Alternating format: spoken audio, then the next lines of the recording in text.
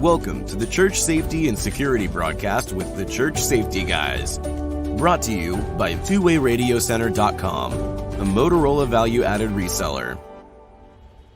The Church Safety Guys is a nonprofit organization dedicated to equipping the vigilant, those men and women who stand watch, keeping our houses of worship and places of faith safe.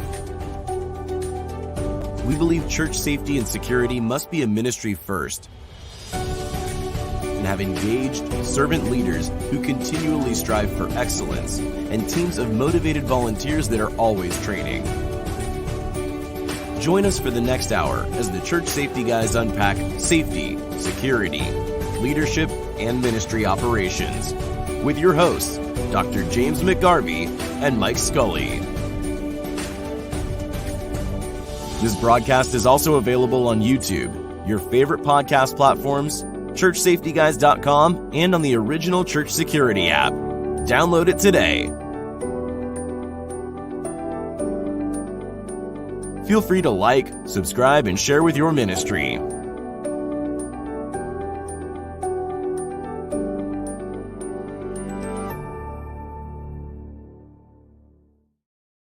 Well, hello and welcome to the Church Safety and Security broadcast with the Church Safety Guys. I am James, and once again joined on this broadcast by my co-host Mike.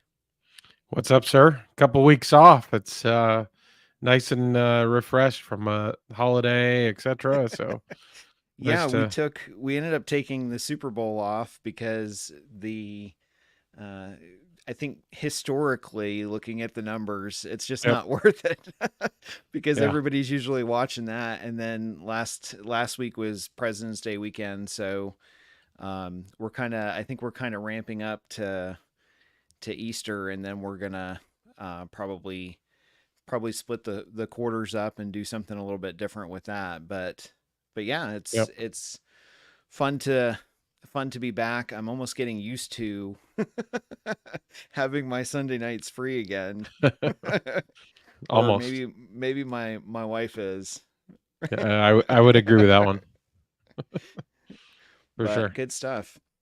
So welcome. Thanks for hanging out with us. Thanks for joining. If you're listening at a future time, thanks for hanging out with us. Feel free to click like, share with your folks, and if you're watching on YouTube, you can click the subscribe button, and that will actually keep you alerted to new content. Typically, we broadcast live every Sunday night, and then when other things pop up during the week, sometimes we'll go live and discuss those as we can and as the situation allows. So we can certainly jump right into a couple of things and then bring our guest in. But for starters, I'm going to throw up on the screen here. We have our, you can kind of see it in the background, our Church Security Essentials Conference that is actually coming, and the end of April, which is faster and sooner than than you realize. Yep. It's coming up fast when you're already starting to work on the PowerPoints and things like that. And I'm like, oh gosh, I'm gonna already feel like I'm running out of time. For sure, for sure. But the interesting thing is, it is in Austin, Texas, at Grace Covenant Church. I'm actually going to pull it up on the overlay here so you can see it. So one of our keynotes this year is actually Steve Bucci, and Steve is with the Heritage Foundation, retired Army Ranger, and former assistant to the Pentagon. Great guy. He is actually going to be speaking, and he is actually in Michigan and is a safety team director of his church up there. But great guy and fantastic speaker, so we're really excited about him coming and hanging out with us. And then we certainly have a couple other new friends that are going to be there with us, and we've added a day at a crazy value. So Mike and I are actually going to be doing different breakout sessions on Friday with the folks that are there. So you can see the lineup if you go to 𝗓𝗃𝗃conference.com, and certainly get tickets, and we have discount codes for your church if you want to bring them. But it's definitely going to be a great event, and we would encourage you to check that out. There's plenty of options for hotels around the area if you're coming in from out of town, and we definitely still have the space, still have tickets available. So take advantage of that. We actually typically we do a 1-day, or it's a 1-day event, and this year we actually added a Friday. So we added a full Friday, and then Sunday. KR Training, which is one of our sponsors for the event, is actually hosting a special firearm training class at their location. So all of that information is on the website, but it's definitely going to be a full weekend. So there's plenty of opportunity for you to come into town, hang out with us, and then certainly Sunday go to church, and then wrap up the weekend with some additional training for you and your team. And it's all really all kind of scheduled and set up at a very efficient, effective price. So, but I will put the link. Actually, I usually do. I'll put the website and link in the show notes. So if you're listening to this at a later time, you can definitely check that out and see. But we don't want to give away everything for it, but we've got some special folks that are going to be there, and I'm looking forward to it. It'll be a lot of fun. Yeah. Looking forward to not having to fly this time, be in my backyard. That's great. drive across the city a little bit, and that's about all I got to do this time. So that'll be great. Glad to have everybody fly down to Texas. Yeah, we had a couple weeks ago, we had Corey on, and Corey's been working with us as a ministry, but she's also the safety director of the host church, which is Grace Covenant in Austin. And they've done an amazing, Grace Covenant has done an amazing job of helping us and facilitate it. So definitely shout out to them, and shout out to Steve with our coffee company. Yep. Redemption 316 Coffee, because without it we certainly couldn't do everything. So it's good. It's funny. It's a great location. I was thinking about it the other day, and it's like, everybody always jokes around about how everything's bigger in Texas and better in Texas and that sort of thing. And it's funny because I think every person that I've met down there in connection with the conference has almost gone past being a friend. It's like almost family, which is really cool that everyone's so hospitable. But and that's despite the fact that it's Austin, Texas, because Austin, Texas isn't as Texas as the rest of Texas, I shall say. But you definitely have the folks in the church community down here, and Corey's definitely great. And she has a coalition of folks from church security teams across multiple churches here in Central Texas. I also run a group of statewide that has a bunch of folks that are tied in social media, and there's a group for East Texas that I've tied into and connected with to talk about the conference coming up. So a lot of it is huge. I mean, when you got multiple coalitions and security groups just in one state, and you got other states that have none, that says something as well. Well, and it was funny because I mentioned to you, I think it was a couple weeks ago, a friend of mine is a pastor of a church out in El Paso, and I went to college with him, and I was going to call him and say, hey, I'd love to see you, come on out. And then I saw how far El Paso was from Austin, and I was like, oh, okay, well, Texas is really that big. El Paso from the western side to the eastern side of the state is actually shorter to drive to Los Angeles. So that's how far Texas I can actually believe is. So that. it's definitely a very large state. Heck, I went on vacation once and I drove for 7 hours and still hadn't left the state. So it's pretty large in any direction from that matter. But Austin's centrally located mostly, at least within the metro triangle, if you will, between San Antonio, Dallas, Fort Worth, and Houston. So it's all within a few hours drive from any of those locations. So realistically, the majority of the Texas population is accessible within a relatively shorter drive. Yeah. And that's really cool. From the standpoint of being able to connect with churches. So we definitely kind of planned that out so that we can spend some more time with churches down in that area and hopefully be a benefit and help those churres. Absolutely. Connecting back to, I think it's been about 2 Sundays ago now, we had the church shooting at Joel Osteen's church down in Houston. And so we, just as a quick reminder, and Mike has actually been tracking some of that a little bit more, so I'll throw it over to him. But just as a kind of a reminder, because a few folks have reached out and said, why haven't you guys talked about this and that sort of thing? So typically when something like that happens, we kind of announce, and we'll send out alerts on the app, which you can download at 𝗓𝗓𝒐urityapp.com. But we always hesitate, and part of the reason that we hesitate is because a lot of times news outlets that release information, even law enforcement, when they release information, it's not complete.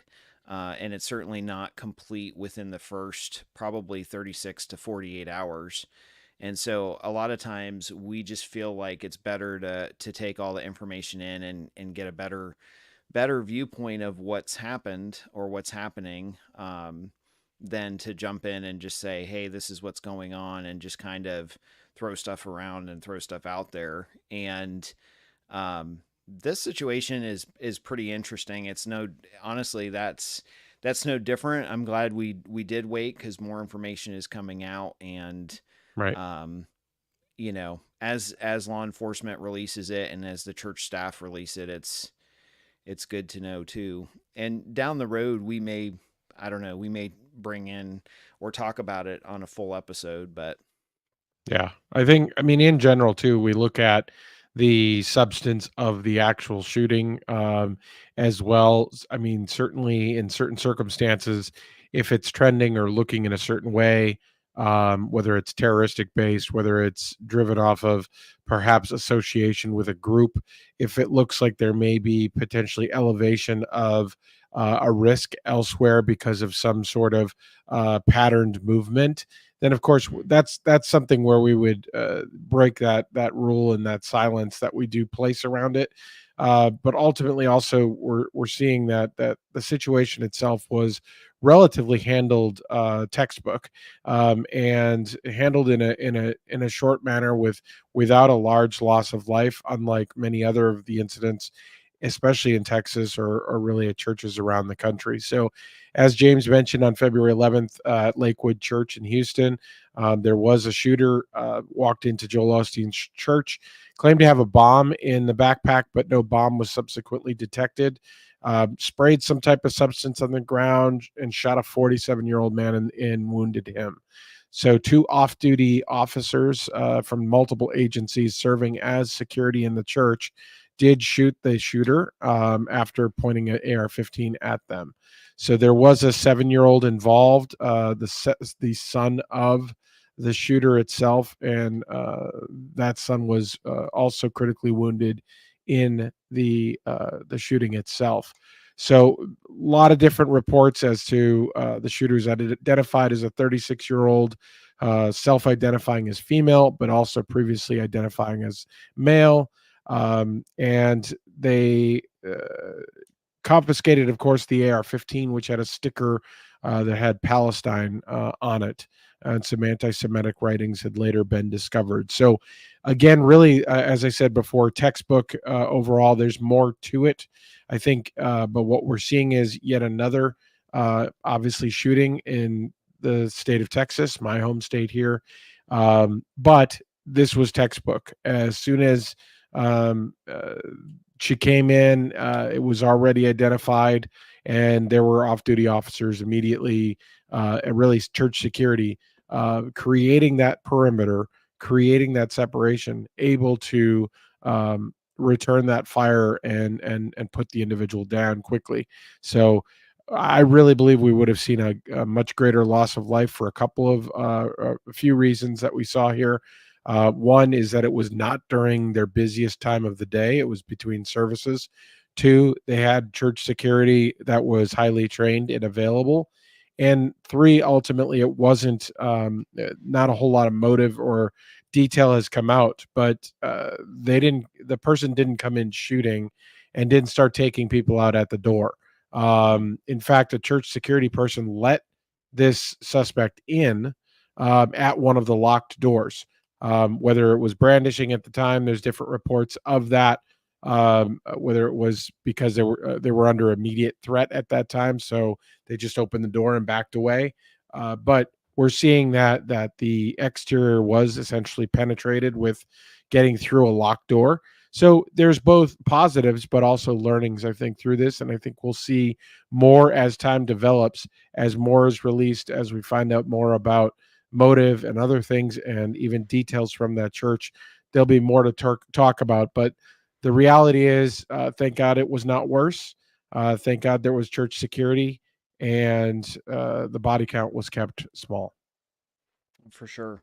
And I do know that several of the individuals related, or several individuals related to the individual that came into the church have stepped forward and commented that mental health was a large aspect to that.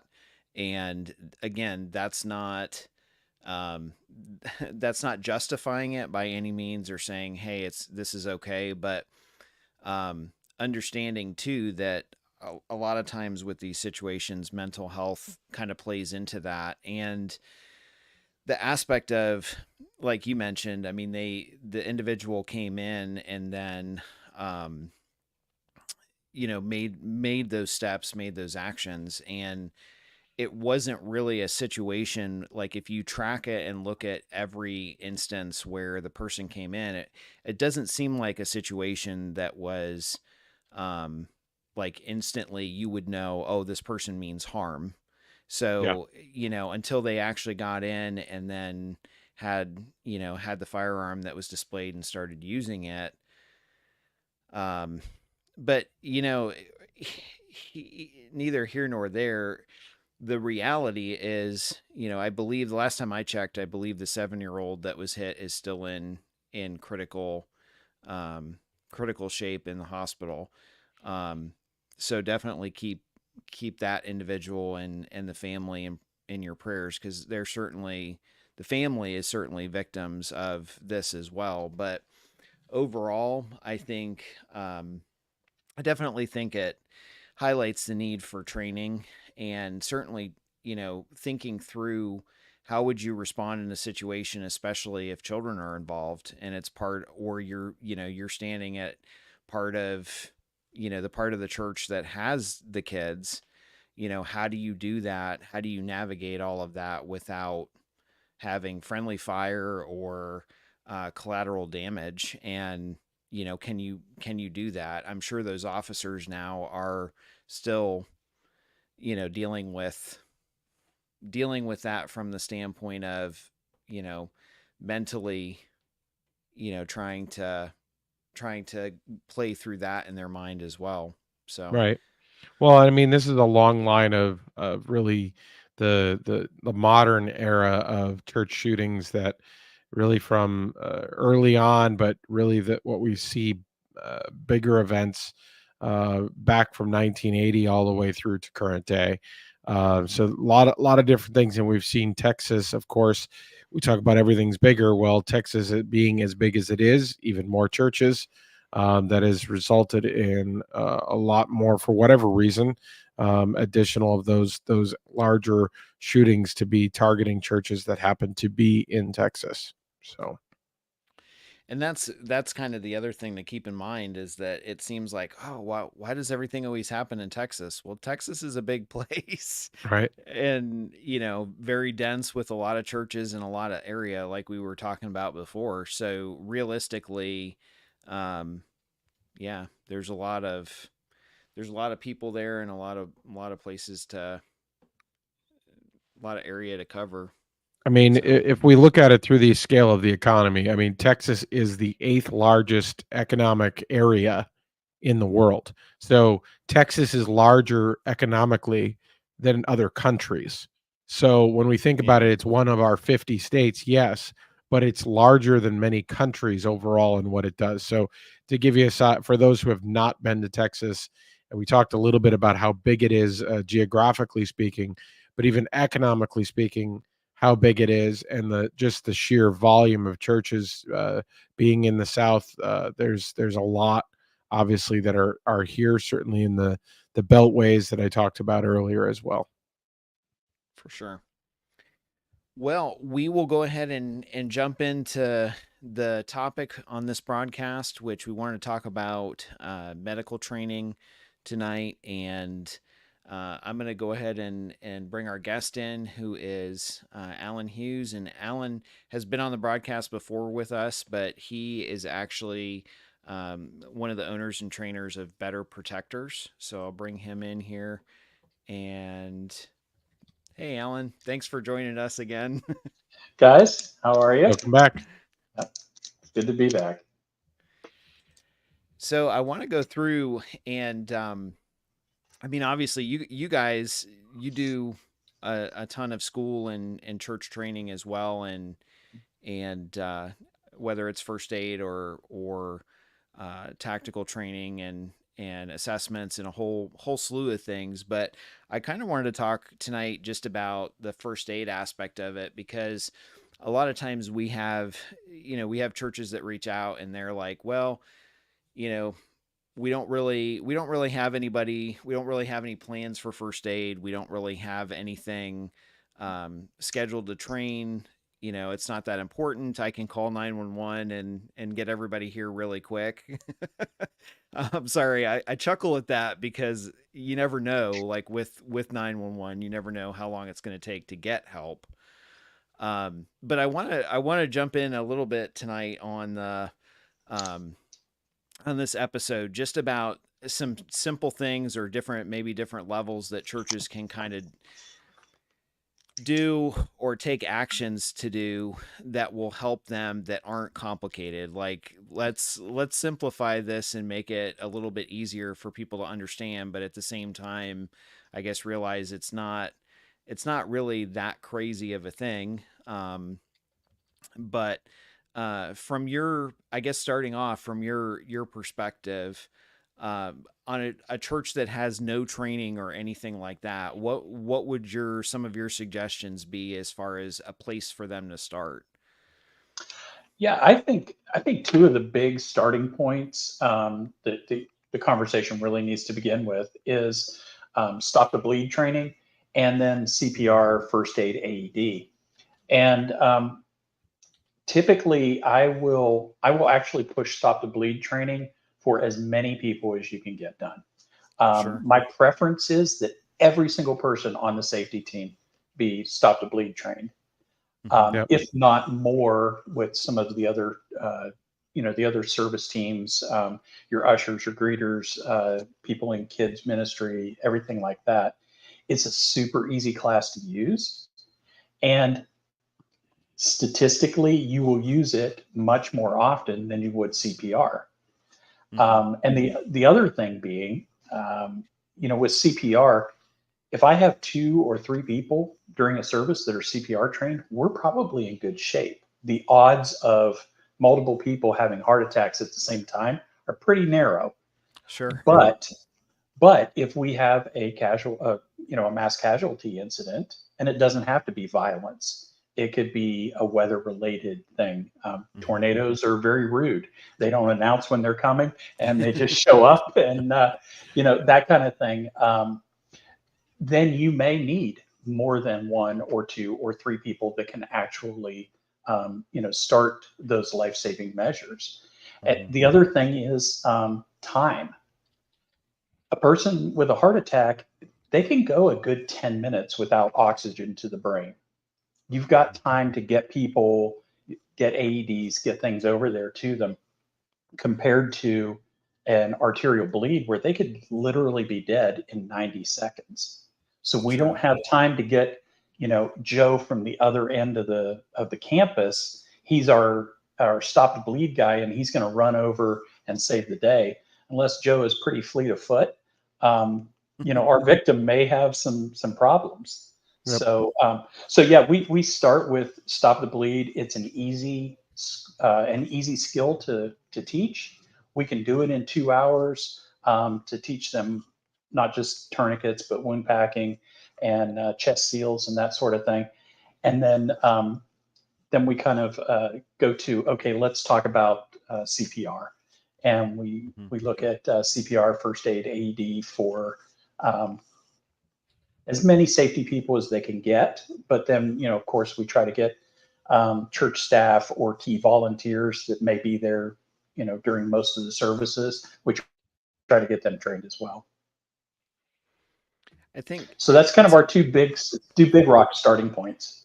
Yeah, I think it's interesting because I was actually talking to a church last week, and I asked them, and one of the things I've always pushed, like with my teams, is regardless of your skill set, everyone needs to know CPR and first aid, and then exactly what you said, and stop the bleed as well, because you never know what's going to happen if you're going to need an extra set of hands or that sort of thing. But it was interesting because I had a conversation with a church, and they said, I said, have you trained any of your folks on CPR and first aid? And they commented and said, well, no, because we've got a doctor and a paramedic. So whenever we need them, we'll just call them.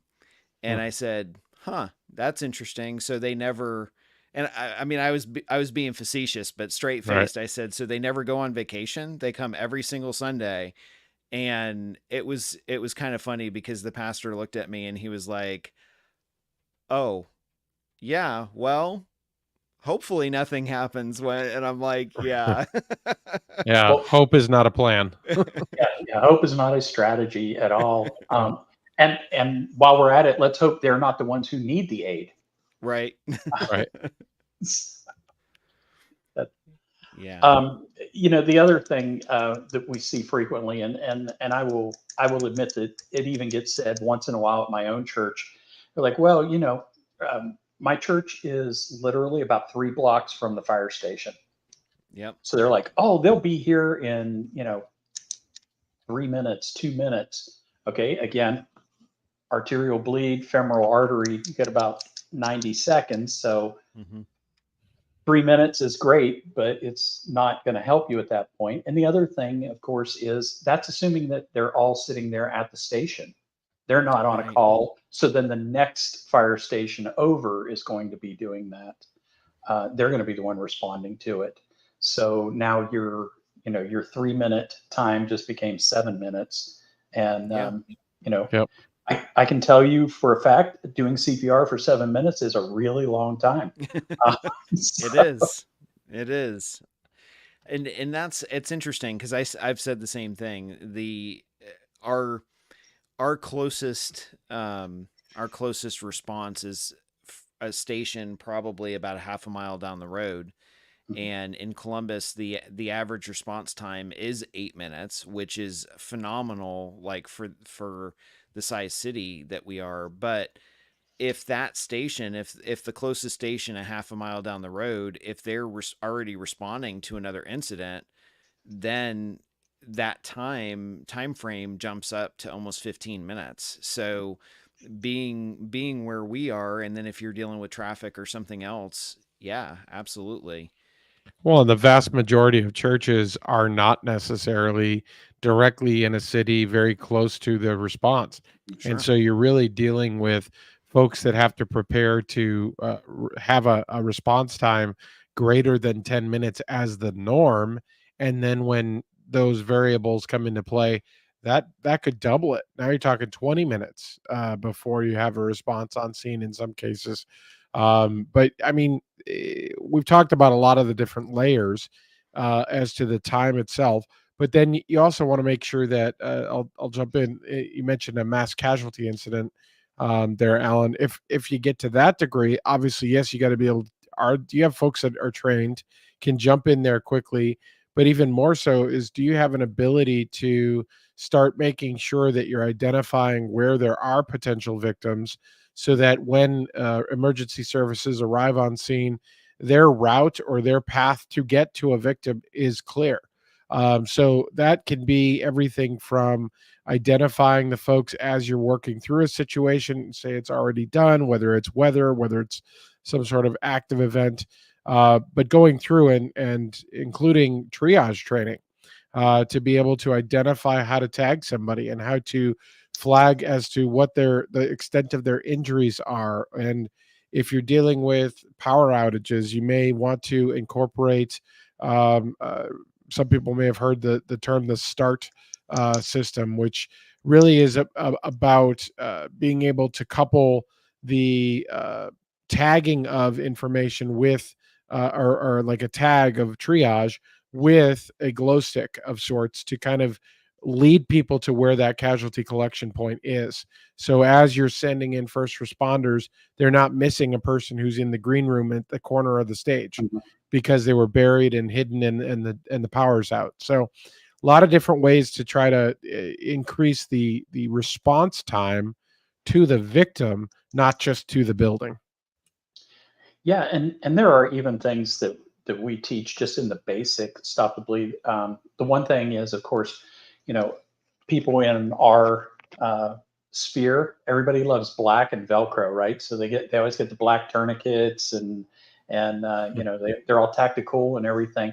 And we often recommend, get the bright orange ones, pick those out, so that then again, responding help is able to quickly see and identify, hey, there's a tourniquet on that. They're not looking for the black tourniquet against the denim jeans and that sort of thing.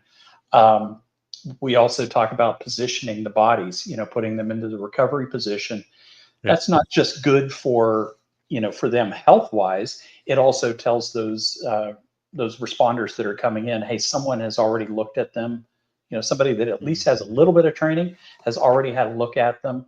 And then of course there's positioning the ones that are already deceased, with our fallen angel poses and that kind of thing, so that, as harsh as it sounds, so that they don't waste critical time on someone who they are not able to help at that point.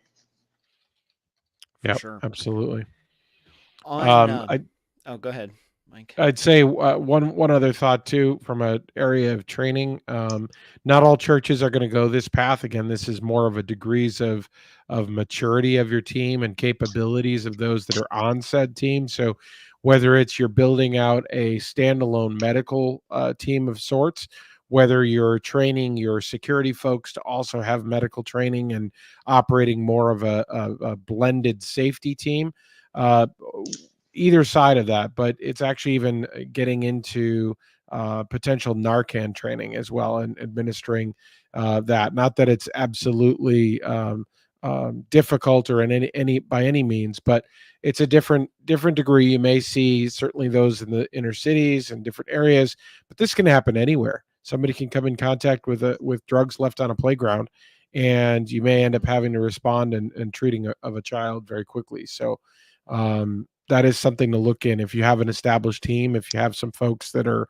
already kind of trained to do some basics, perhaps the next step is looking into carrying Narcan for that sort of situation. Yeah, that's something that I would say within the past 6 months, I introduced with our own. The church I was previously with was in a pretty, it was a very suburban area, but it was one of those streets where there wasn't a lot of walk by traffic or anything like that. So it really wasn't a giant concern for us.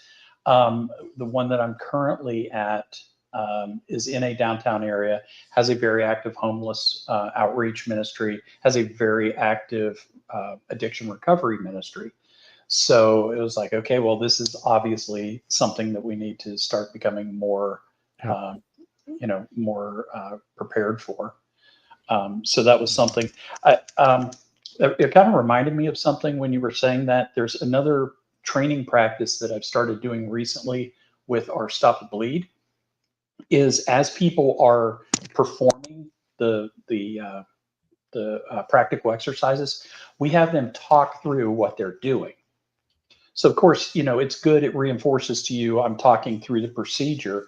But what we've also found is we can use that to coach other people who may be, they may be conscious, they may be able to self-aid and just not know how.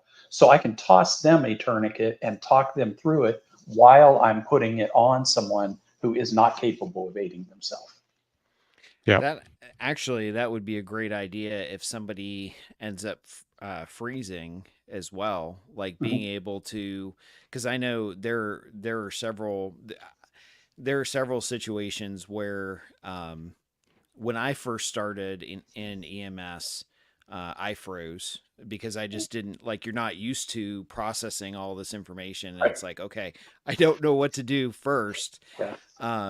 Towards my, I guess my tenure, the end of my tenure as a safety director at my old church, I was kind of I was the senior medical person or most trained medical person. And so there were a couple of times when we were trying to treat people and someone meaning well, would come up, and I know they knew how to do whatever it was they were doing because, they took the class and everything. So I'm like, okay, it's like you kind of have to snap them out of it and say, hey, I need you to focus and remember this, and this is how we do this. So, and, I think Mike's probably heard the stories, but I know several times where I've gone back to my team after and apologized and said, I wasn't talking to you like that because I was intentionally trying to be rude or anything. It was the moment of, we need to get this care rolling, and this is a critical situation. Or while you're giving care, that the status of that person changes, and so then you have something else to kind of contend with it. But it's definitely an interesting thing. And I would say, Mike, you touched on it earlier when you were talking about guiding people and things like that. We're big believers in in a crisis, everybody has a job, so give them the job. So it could be something as simple as, okay, you're the one who's going to meet them at the door and get them back here. I know that building inside and out, and I could tell you what room I'm in. That doesn't really help you if you've never been in there. So just that simple. We even do that with when we're conducting shooting ranges. Okay, you are the person who is in charge of calling, and this is the address we're at, and this is what you're going to tell them, and you're the one responsible for driving over to the gate to lead them in and show them which range we're on. So that they can get back there as quickly as possible. Yep. I do that with range days and so forth as well, as kind of the safety officer that day. It's like, okay, where's the trauma bag? If something happens, who's grabbing it? Who's calling? Who's this? Who's that? So similar circumstances. That should be something that, from a church perspective, you have those positions that are potentially already set to rotate. and fall into those secondary positions. So I always talk about positions in the churches that I've coached as primary and secondary. So your primary may be a zone or maybe a post, but a secondary in a response situation, you may take on additional duties or an additional need to move in order to aid in or participate in that response. Mm-hmm.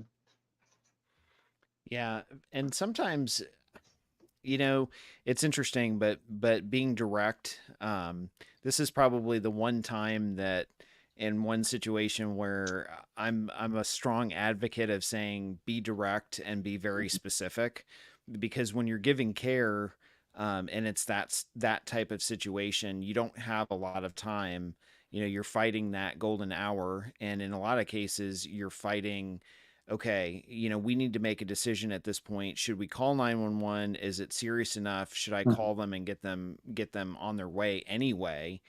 And a lot of times what I've seen, I'm sure you guys have experienced it too, is when you're trying to give care, there's very little that is as frustrating as a well-meaning church member that doesn't have a clue, that comes over and says, "Oh, I can help," or my sister's cousin's nephew's son actually knows a little bit of first aid. And we very quickly adapted the status that we would say thank you, but we're good, at the moment.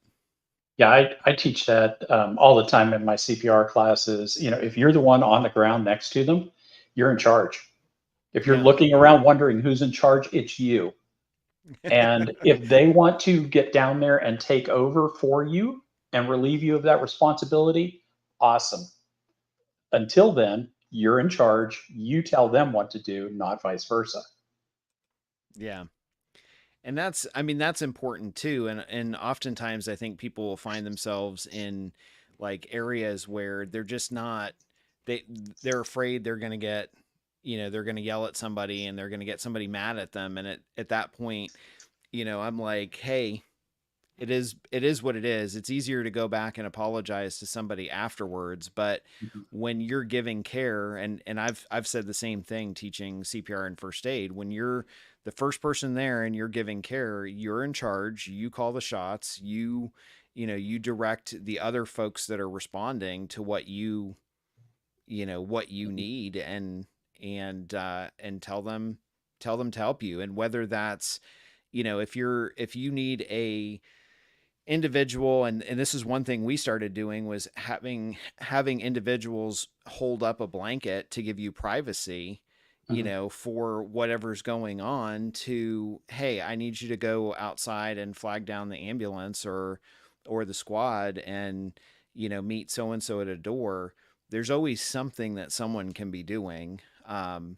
We've in the past, we've actually had folks direct people out a different door.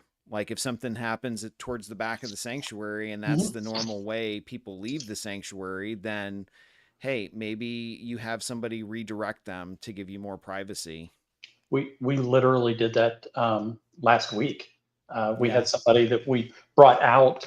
They were not feeling well. We brought them out into the foyer, and it was right at dismissal. So we had people, the main sanctuary, keeping them from coming out those doors, and from the balcony, we had them seated on the stairs for one of those exits. So, again, we just put those people to work. But, you remember all of the movies and the somebody's having a baby and they're like, go boil some water. You don't need boiling water. They're giving them a job. They're just like, here, go do that, and let it calm down. It's not uncommon though. One of the beach communities that I worked in as a deputy, their ambulance crews used to carry a letter with them, because we always, we'd get a lot of vacationing doctors and things like that. And when the doctor shows up, the doctor's like, hey, do this, do that. And they had a letter that they just handed them that was from their medical director. Said, hey, these guys are professionals. I need you to be a professional and let them do their job. And by the time they were reading that, everything was already progressing. And we kind of chuckle about it, but if I've got a gunshot wound and my choices are a paramedic and a podiatrist, now the doctor did go to medical school and he probably knows a ton more medical stuff, but I want the paramedic working on me right now because that's his little narrow thing. And I'm glad that you're a nurse that works in a pediatrician's office, and that's great and you're doing God's work, but you still have to come to me to get CPR certified. Well, and it's funny you bring that up and you say that, because we were talking, I think it was last Sunday, we were talking at my church about what to, who would handle it or who would respond if we had like a medical emergency or that sort of thing. And one of the things that I always thought was interesting was at the past church that I would go to, there were plenty of nurses that would jump in, and we knew who they were, and they would jump in and try and help. But a lot of times when something happened, they would default back to me. And so I would ask that, like after the event, I'm like, you guys are nurses. Why are you like looking to me to make that decision? And they were, their response was, well, you have more, we're a nurse, but you have more skill set with emergency medicine than we do. And it was funny you said that, because one of my good friends that goes to our church is actually in college to be a dentist. And I said, well, if we ever respond to something, and I was joking around, I said, we're both doctors. And he's like, well, yeah, but he's like, I'm a medical doctor and I went through that. And I said, well, I'm not a medical doctor, I'm just joking. And he's like, yeah. He's like, I'm a medical doctor, but let me tell you something. He's like, if something ever happens, he's like, I'm coming to you. And I'm like, but you're a doctor. And he's like, yeah, but I specialize in people's teeth. So he's like, maybe if they have an emergency infected tooth or something like that, or their tooth pops out, I'll know how to respond. And I'm like, dude, I know in Ohio, you're required as a doctor to learn CPR. So I'm like, I'm pulling you into this. If it ends up being the two of us, you're going to help me. You're not getting out of it. But it is interesting. And that is a good point to keep in mind, that even if you have somebody there at your church that's a nurse or someone like that, it's not, every position is not the same. So just keep in mind that individual may not have that emergency level experience to handle. I mean, they could be seeing kids in, pediatric in the doctor's office, and the worst thing that they've ever seen is, a kid crying from a shot. Yeah, it's entirely possible. So that's why I tell that to students, to encourage them to not think, oh, well, I just know CPR or I just know stop the bleed. No, that's what you need to know. That's what's needed in the moment. You don't use your tax attorney on a capital murder case. And you probably don't use the capital murder guy to keep you out of hot water with the IRS. Everybody has specialties, and this is what you do right now. So just be really good at it. Yep. I mean, the other part to train folks is beyond the initial, is keep in mind that not everything's a heart attack and not everything's on the extreme trauma end of bleeding either. So you may want to train folks on recognizing symptoms of stroke, looking for folks that may have seizures, or being aware of anybody who may be in your care as a child or is attending your church that you may know that they've suffered from seizures in the past. Watching for fainting, allergic reactions. Certainly everybody very often has EpiPens and have them local now. So you may have an allergic reaction. But you also, if you have a playground or you have kids that are out playing in equipment, you could have significant falls and injury and compound fractures and all sorts of different things that could create a much more traumatic scene just from those things as well. So there's a lot more to medical than just relying back on that person that you think is in the pew or is in the church that happens to have some experience. But I think we do that in the same way. I think this is the complacency that the church collectively tends to have. It's like, oh, we have a cop that comes here, or oh, we have a nurse, or oh, you know what, that person's a firefighter. And then they get complacent and don't actually put plans in place for any of those three things. And those three people may not even have anything to do with it or have never even been asked. They just assume. They're like, oh, I know that person has that vocation. So they assume that they'll be the person who responds, but they don't even have a formality established with that person. So always look beyond that. Always assume that you're going to need to do more. And I think the real difference is investing in and building out a team for this. And it's not just your safety team or training the other folks. I think in general, it's how can you can use medical as the doorway to bring people in as a recruiting tool to your team. I feel like there's folks that sometimes hear the word security and they shy away. I don't want anything to do with it. But you train it, they're willing or already even trained in some medical capacity. You could bring them into a safety team. You could bring them into a medical team or an arm of your overall umbrella.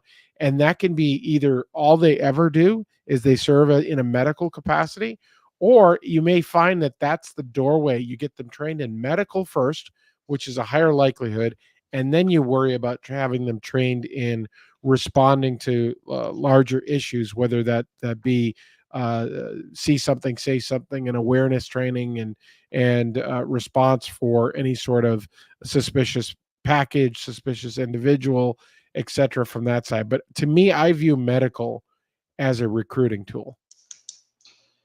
Yeah, and we push medical with training. Again, that's one of those things that when we go into a church and they're kind of starting at, hey, we've got 7 guys and we're kind of looking, the 2 things that we push on them first for suggestions for training is verbal de-escalation and medical training. Yep. Yeah. Frankly, the verbal de-escalation, if you're doing it right, you might prevent the need for some of those other skills anyway. But you will definitely use those 2 so much more often. So those are usually the first 2 things that we want to talk about. And of course, I'm sure you've had that reaction from people too. Initially, their first thing is, yeah, but can we get like some simunition training and going around? We can, but how about if we help you learn how to talk that situation down first? Right. Well, and when we started our safety team, 80% of what we responded to was medical. And it was literally oftentimes based on what we were dealing with. Oftentimes we would do primary and secondary assessments, meaning, we would spend time with that individual, take a blood pressure, check their pulse ox, see where they're at. And what we started finding was a trend in, church Sunday morning, people might be pre-diabetic and didn't eat. So then all of a sudden we're saying, hey, here's some juice, let's get your blood sugar level up and addressing that. But ultimately, we responded to more medical situations than even security concerns. And that's pretty consistent. I mean, we both, when we talk to churches, regularly. In fact, I was talking to a local church last week, and they kept saying, hey, can you tell us what a good standard for training with firearms is? And I'm like, sure, I can tell you that. But let me see, I said, let me see your policies and procedures for responding to emergencies. And they were like, that would be a good idea to have. And I'm like, okay, so that's great that you're concerned about, the active shooter, and that put this on your radar, but let's have some procedures and policies in place so that you can train your folks and be successful in more than just one way.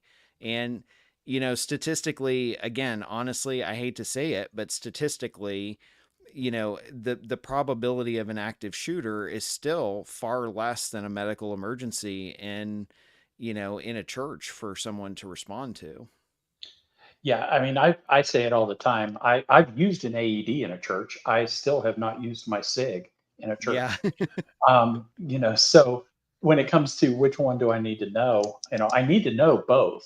But I'm probably going to use that AED first. And something you said kind of reminded me of a lesson that we learned along the way is sometimes we need, even if our church staff or the volunteer teams aren't going to learn how to provide the aid, having them know what to expect helps too. And we kind of learned that the hard way. We had a guy have a seizure in the second row about 10 minutes into the message. He had a seizure. He had a history of seizures. We knew this, the family knew that.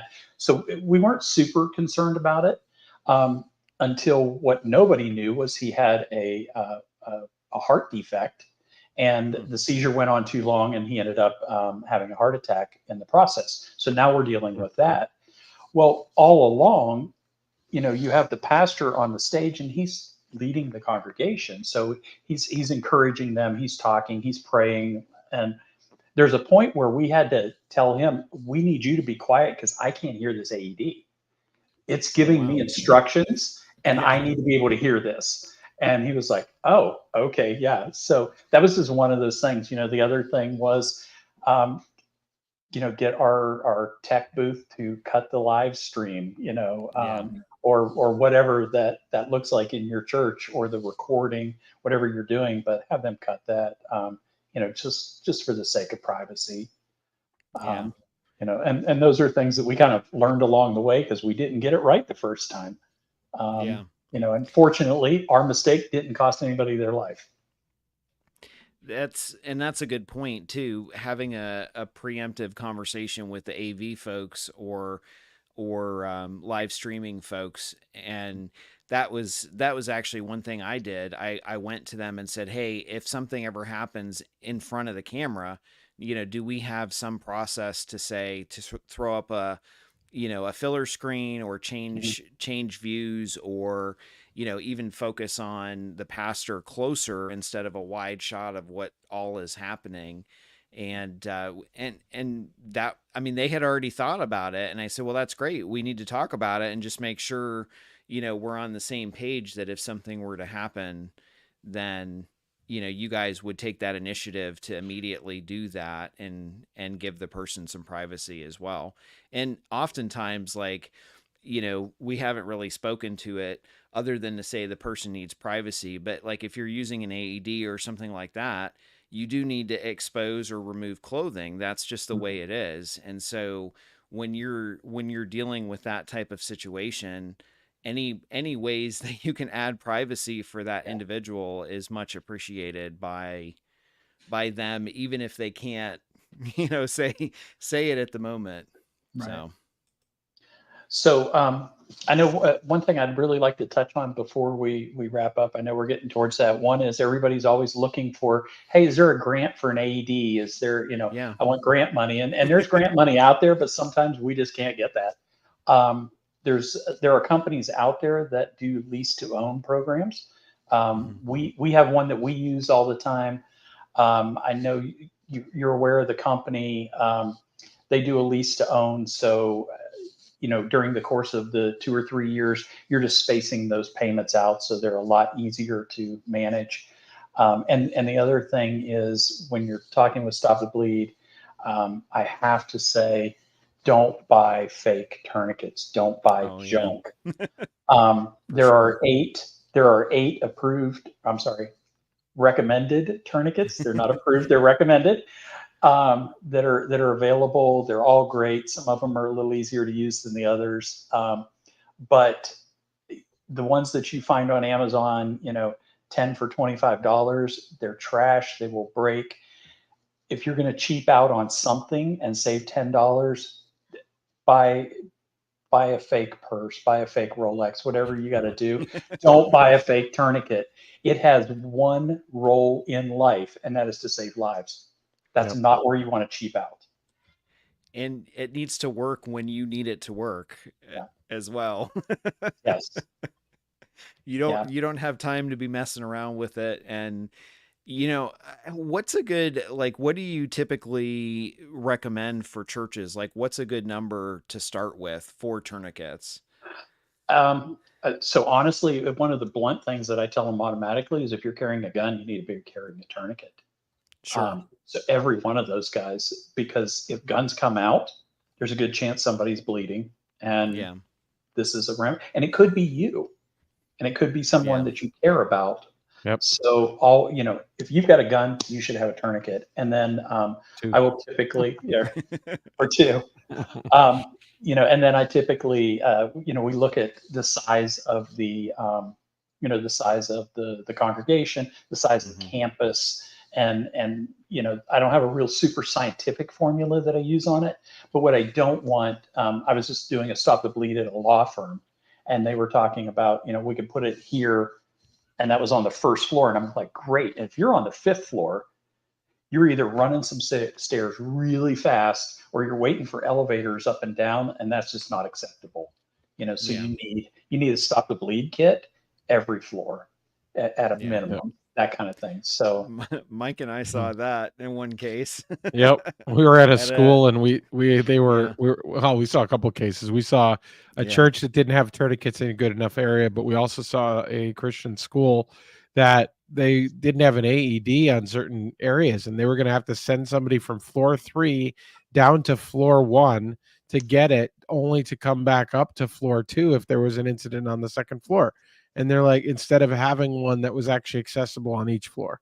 So we've seen it before. Yeah, it's pretty crazy. Mike, what was your closing thought? Yeah, just really tying it all together, from medical being part of the church, is really from the earliest of times, the church has cared for the sick and the health of society, really in a physical and a spiritual sense. So it's been rooted in Christian concepts of charity and philanthropy, and you've seen many different churches that take on a spirit of the sick and so forth, and helping those. So medical is an extension of that. So I encourage really churches to take medical more seriously, channel that foundational spirit of caring for the sick, invest in a medical strategy, building out a formal team, and preparing for responding if necessary. For sure. Well, we'll go ahead and wrap up. Alan, thanks so much for joining us on the broadcast tonight. What is a good website or good way for people to get a hold of you if they'd like to? It's real easy. Our website is 𝗏𝑒𝑟protectors.com. Just like it sounds, 𝗏𝑒𝑟protectors.com. And that will get you on our homepage. You'll see different sections in there for individual training, workplace training, church safety. And then, of course, we do our medical. We do all facets of church safety. Awesome. Sounds good. Well, again, thanks for joining us, and we'll talk to you next time. All right, great. Good night, guys. All right. So we always appreciate guests joining, and it's great to have Alan on. So definitely, if you, I know they travel as well, but they're based out of Florida. So if you need training or want to reach out to them as a resource, they have some great classes, great quality. So feel free to reach out to them through their website, which is 𝗏𝑒𝑟protectors.com. And then wrapping up, next week, we're going to be talking about leadership. It's our leadership episode. And we've got another guest that'll be coming on, hopefully, and it'll be a great conversation about leadership models and whatnot. But until then, feel free to reach out to us through our website if we can be of any assistance to you, which is churchsafetyguys.com. And again, check out our Church Security Essentials Conference coming up in April, the end of April, in Austin, Texas. You can still get tickets for that at churchsafetyconference.com. We've got some great information, great speakers, a full full packed weekend that you don't want to miss, and it'll be a lot of fun hanging out and certainly always training and always learning. So until next week, take care, God bless, and stay safe. Have a great week.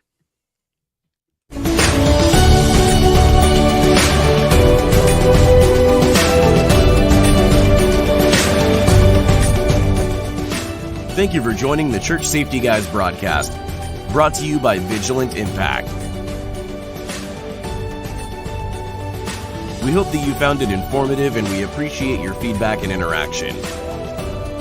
Be sure to share our broadcast with your teams, join the discussion online, and connect with us on social media or at our website at churchsafetyguys.com.